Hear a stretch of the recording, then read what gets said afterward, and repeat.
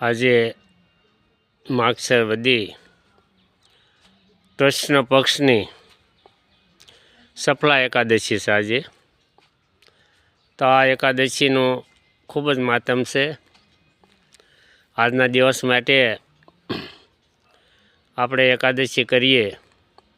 એકાદશીનું ખૂબ માધ્યમ છે, કારણ કે આ સફલા એકાદશી આપણા જીવનને એકદમ સફળ બનાવી અને આપણે મોક્ષના માર્ગે લઈ જવા માટેનું આજની આ એકાદશી છે.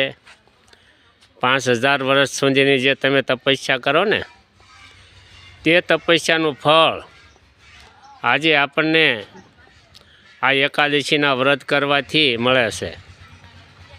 તો આજના દિવસની એકાદશી કરવાથી આપણને મોટું પુણ્ય મળે છે. આજે રાત્રિ જાગરણ કરવું જોઈએ અને ફળાહાર કરવો જોઈએ. જે ઋતુમાં આજે જે ફળ થતા હોય તે ભગવાનને અર્પણ કરવા. આજની એકાદશીના ભગવાન નારાયણ છે, તો નારાયણને આપણે ફળ અર્પણ કરવા, તેમજ એકાદશી રહેવી અને આપણે ધન્ય જીવન કરીએ. કારણ કે આ એકાદશી માગસર માસની એકાદશી કૃષ્ણ ભગવાને અર્જુનને કીધું હતું કે આ એકાદશી કરવાથી તમારા 5000 વર્ષની જે તપસ્યા કરો ને, તે આજની એકાદશી કરવાથી એનું ફળ મળે છે. તો એક નગરી સંપાવતી હતી, એની અંદર એક રાજા રાજ કરતો હતો. એમના 4 દીકરા, અને 4 દીકરામાં જે મોટો દીકરો હતો તે મહાપાપી હતો. કોઈને લૂંટ, ચોરી, જુગાર આદિ વ્યભિચારો કરતો. તે લુંપક મોટો હતો, પણ પછી તે નગરીમાંથી દૂર ભાગી અને જંગલમાં રહેવા માંડ્યો અને રાત્રિના ભાગમાં આવીને તેની જ નગરીમાં ચોરી કરતો, લોકોને મારતો, જૂડતો, આવું કરતો. પછી તો માગસર માસની ખૂબ ઠંડી પડે, જંગલમાં રહેતો હતો. પછી જંગલની અંદર તેને ઠંડી લાગવાથી મૂર્છિત થઈ ગયો. કપડાં નહોતો, વસ્ત્રો બહુ પહેરતો નહીં, વસ્ત્રો હોવા જોઈએ ને ત્યાં. પછી ઠંડીથી મૂર્છિત થઈ ગયો. આખી રાત્રિ ઠંડીમાં પડ્યો રહ્યો.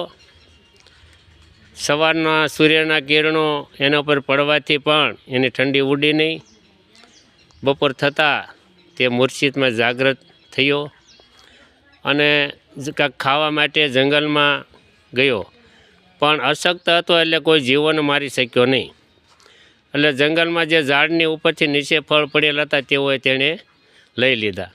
પછી પીપળાના નીચે વૃક્ષ પાસે જઈ અને એણે ભગવાનને પ્રાર્થના કરી. કારણ કે પીપળાનું ઝાડ ઘણું જૂનું હતું ને વન હતું, તેમાં ભગવાન બધા દેવો ત્યાં ક્રીડાંગણ કરવા આવતા હતા. એટલે તે વૃક્ષ પીપળો પણ મહાન હતો. તે પીપળાને બધા એ ફળ મૂકી અને આરાધના કરવા લાગ્યો. તે ફળ એણે એમને રહેવા દીધા. સાંજ પડવા આવી. રાત્રિ એને ભૂખ્યા તરસ્યા હોવાથી નિંદ્રા ન આવી. આખી રાત જાગરણ થયું અને તેઓનો મોક્ષ થયો.